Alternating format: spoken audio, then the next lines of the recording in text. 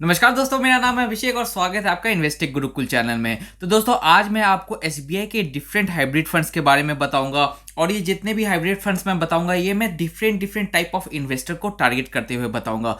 बहुत सारे इन्वेस्टर्स ऐसे हैं जिनको कि एकदम से कोई भी रिस्क नहीं चाहिए, थोड़ा सा अगर उन्हें एफडी से ज़्यादा रिटर्न मिलता है तो उनके लिए अच्छा है। तो इस टाइप के इन्वेस्टर के लिए भी मैं एक फंड बताऊंगा। उसके बाद में कुछ ऐसे इन्वेस्टर्स होते हैं जो इक्विटी में ज़्यादा एक्सपोजर लेना चाहते हैं और डेट में कम एक्सपोजर लेना चाहते हैं, तो उनके लिए भी एक फंड बताऊंगा। तो दोस्तों, आज की वीडियो में मैं जो भी फंड आपको बताने जाने वाला हूं वो ऐसे इन्वेस्टर को टारगेट कर रहा है जो कि 8 से 12% तक का रिटर्न चाह रहे हैं। उससे ज़्यादा वो रिटर्न नहीं चाहते हैं। मतलब क्या कि एफडी से अगर थोड़ा सा ज़्यादा उन्हें रिटर्न मिल जाए तो वो बेटर है। साथ ही साथ हमने एफडीज के साथ में ये प्रॉब्लम देखी है क्या कि बहुत जगह पे एफडी को आप तोड़ नहीं सकते हैं, बहुत जगह आपको पेनल्टी पे करनी पड़ती है। लेकिन ये जो फंड्स मैं बता रहा हूं, अगर आप इसमें 3 से 5 साल तक इन्वेस्ट रहते हैं तब आपको कोई भी इसमें पेनल्टी नहीं देनी पड़ेगी। साथ ही साथ आप 8 से लेकर के 12% तक का रिटर्न आराम से एक्सपेक्ट कर सकते हैं। और जहां तक दोस्तों मेरी इन्वेस्टमेंट मेथोडोलॉजी है, उसमें मैं हमेशा कहता हूं कि सारा इन्वेस्टमेंट आपको इक्विटी म्यूचुअल फंड में नहीं करना चाहिए। थोड़ा सा इक्विटी म्यूचुअल फंड में करना चाहिए, थोड़ा सा आपको हाइब्रिड फंड्स में करना चाहिए, थोड़ा सा आपको गोल्ड बॉन्ड्स भी बाई आउट करने चाहिए। वैसे इस बार भी मैंने एसजीबी में इन्वेस्ट किया है और आने वाला जो एसजीबी होगा उसमें मैं जब इन्वेस्टमेंट करूंगा तो उसका मैं है ना स्क्रीन रिकॉर्डिंग करके आपके साथ में शेयर कर लूंगा, ताकि अगर आप किसी भी एसजीबी बॉन्ड्स के साथ में जाना चाहें तब आप खरीद सकते हैं। और गोल्ड बॉन्ड के साथ में मैं एनपीएस में भी इन्वेस्ट करता हूं, क्योंकि दोस्तों एनपीएस में जो मैं इन्वेस्टमेंट करता हूं उसके ऊपर में मुझे टैक्स रिलैक्सेशन मिलता है 50,000 का। और उसके बाद में मैं सुकन्या समृद्धि योजना में भी मैं इन्वेस्ट करता हूं। तो ये सारे इन्वेस्टमेंट्स मैंने अपने फैला रखे हैं डिफरेंट जोन में। इसलिए अगर आप सिर्फ और सिर्फ इक्विटी म्यूचुअल फंड में इन्वेस्ट करते आ रहे हैं तो प्लीज़ मैं आपसे बस यही कहूँगा कि प्लीज़ अपना जो इन्वेस्टमेंट हॉरिजॉन है उसको प्लीज़ वाइड अप कीजिए। आपको हर तरीके के इंस्ट्रूमेंट्स में इन्वेस्ट करना बहुत जरूरी है। और अगर आप एफडी में इन्वेस्ट करते हैं तो एफडी से अच्छा है क्या कि इस तरीके के हाइब्रिड फंड्स में आप एक बार इन्वेस्ट करके जरूर देखें। तो चलिए दोस्तों, फर्दर एनालिसिस के लिए मैं आपको अपने लैपटॉप के ऊपर मैं लेके चलता हूँ। तो दोस्तों, सबसे पहला फंड जो मैं आपको बताने वाला हूँ उसका नाम है एसबीआई कंजर्वेटिव हाइब्रिड फंड। जैसा कि नाम से ही आपको दिख रहा है क्या कि एक ऐसा हाइब्रिड फंड है जो कि कंजर्वेटिव है, जिसका मतलब ये है क्या कि इस तरीके के हाइब्रिड फंड्स का जो डेट पोर्शन होता है उसमें सबसे ज्यादा एक्सपोजर होता है और इक्विटी पोर्शन का जो एक्सपोजर होता है वो कम होता है। इसलिए अगर आप देखेंगे इसका पोर्टफोलियो तो यहाँ पे देख सकते हैं क्या कि इक्विटी में इसका 23.61% का एक्सपोजर है और डेट में 67.18% का एक्सपोजर है। इसलिए ये एक कंजर्वेटिव जोन में आता है, इसलिए हम लोग इसको एक कंजर्वेटिव हाइब्रिड फंड कहते हैं। वहीं पे अगर आप इसके 3 साल के रिटर्न को देखिएगा तो 3 साल में इसने 11.11% का रिटर्न दिया है, जो कि कंजर्वेटिव हाइब्रिड फंड होने के नाते बहुत ही ज़्यादा है। कंजर्वेटिव हाइब्रिड फंड में आपको 8 से 9% से ज़्यादा का रिटर्न नहीं मिलता है, ये आप बात मान के चले। लेकिन फिर भी इसने 3 साल में 11% से ज़्यादा का रिटर्न दिया है, जो कि काफ़ी अच्छी बात है।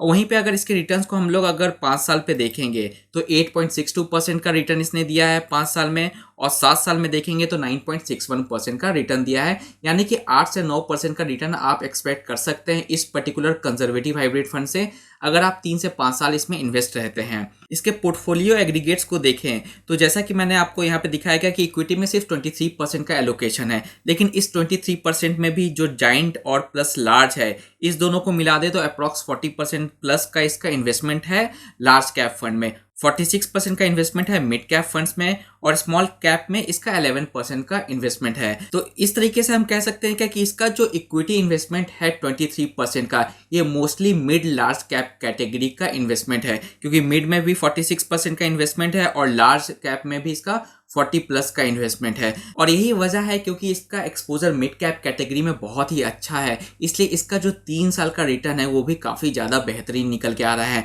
और अगर इन्होंने मिड कैप कैटेगरी में यही 46-50% का इन्वेस्टमेंट लेकर के चले तो आगे आने वाले समय में भी हम लोग एक्सपेक्ट कर सकते हैं क्या कि ये 9 से 10% का रिटर्न आपको आराम से निकाल के देगा। वहीं पे अगर हम लोग इसके डेट पोर्टफोलियो को देखें तो डेट पोर्टफोलियो में आप देख सकते हैं क्या कि इसने टोटल 93 सिक्योरिटीज़ में इन्वेस्टमेंट किया है और एवरेज मैच्योरिटी जो है इसका 6.95 ईयर्स का है, यानी कि 7 साल का इसका मैच्योरिटी पीरियड है अगर हम लोग एवरेज ले ले जो भी इसने बॉन्ड इसमें अपने पोर्टफोलियो में रख रखे हैं।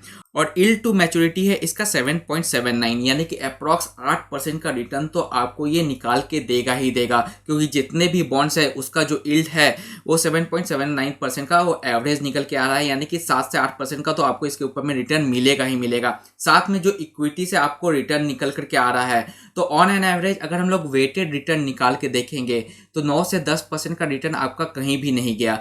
और जितने भी बॉन्ड्स इसने लिए हैं उसका अगर एवरेज क्रेडिट रेटिंग देखेंगे तो वो AAA का निकल के आएगा, जो कि बहुत ही ज़्यादा स्टेबल रेटिंग है।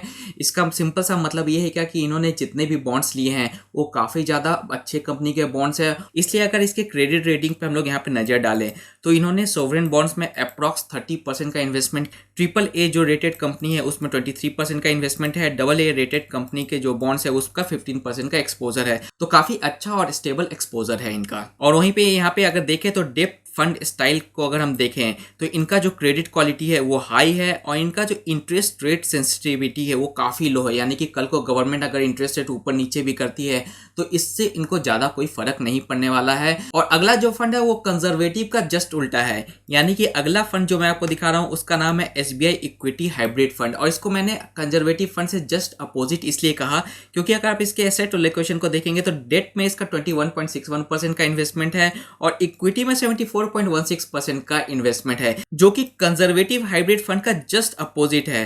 कंजर्वेटिव हाइब्रिड फंड में इक्विटी में 23 था और यहाँ पे डेट में 21.69 है।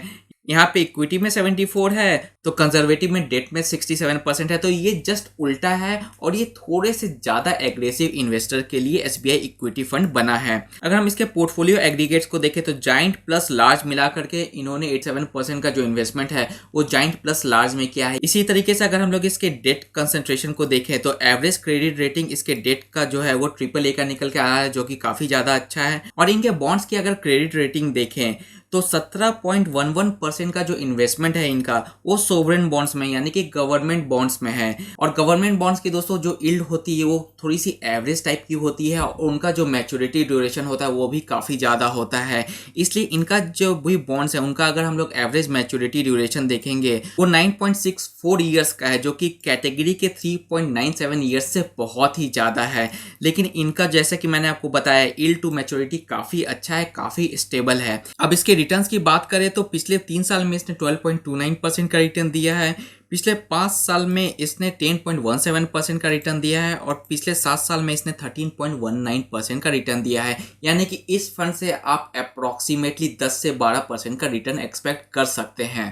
अब बात करते हैं अपने लास्ट फंड की, जिसका नाम है SBI magnum children benefit fund savings plan. और ये फंड का सबसे इंपॉर्टेंट पार्ट है दोस्तों इसका पोर्टफोलियो। अगर आप इसके पोर्टफोलियो को देखेंगे 60% का इन्वेस्टमेंट इनका डेट में है, 19.78% यानी कि अप्रॉक्स 20% का इन्वेस्टमेंट इनका इक्विटी में है और इनके पास में अभी 20% का कैश है, जो कि काफ़ी ज़्यादा है। और इस 20% का रीज़न ये भी हो सकता है क्या कि रिसेंटली इनका कोई बॉन्ड मैच्योर हुआ होगा, जिसके कारण कि इनके पास में अभी काफ़ी अच्छा खासा कैश है।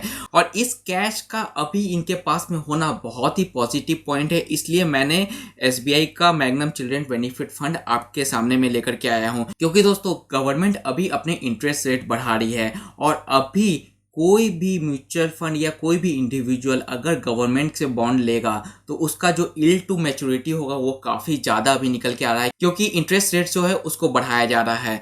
तो इससे हम लोग ये एक्सपेक्ट कर सकते हैं क्या कि इनके पास में जो 20% का कैश है और अभी जो गवर्नमेंट अपने बॉन्ड्स लाएगी हायर रेट ऑफ इंटरेस्ट पे, और ये फंड अपना ये 20% का कैश उस हायर रेट ऑफ इंटरेस्ट के बॉन्ड्स में इन्वेस्ट करेगा, तो इनका टोटल मैच्योरिटी टू यील्ड जो होगा वो काफ़ी ज़्यादा बढ़ जाएगा। इसलिए हमें इस पर्टिकुलर फंड पे बहुत ही ज़्यादा ध्यान देना पड़ेगा। और जैसा कि अगर हम लोग इसके रिटर्न्स की बात करें तो पिछले 3 साल में इसने 11.67% का रिटर्न दिया है, पिछले 5 साल में 8.12% का इसने रिटर्न दिया है और 7 साल में इसने 12.12% का इसने रिटर्न दिया है। वहीं पे अगर हम लोग इसके इक्विटी पोर्टफोलियो एग्रीगेट्स को देखें तो इसने जायंट प्लस लार्ज में अप्रॉक्स 20% का इन्वेस्टमेंट किया है।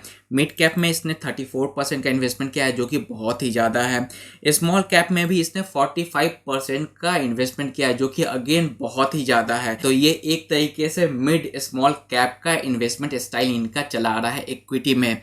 वहीं पे इनके डेट की बात करें तो सोवरेन बॉन्ड्स में इन्होंने 48.47% का इन्वेस्टमेंट किया है जो कि मैसिव है। यानी कि जैसे हमने पिछले फंड्स में भी देखा कि एसबीआई के जो फंड्स होते हैं वो मोस्टली अपना इन्वेस्टमेंट गवर्नमेंट बॉन्ड्स में ही करते हैं जो कि काफ़ी ज़्यादा स्टेबिलिटी इन्हें प्रोवाइड करती है।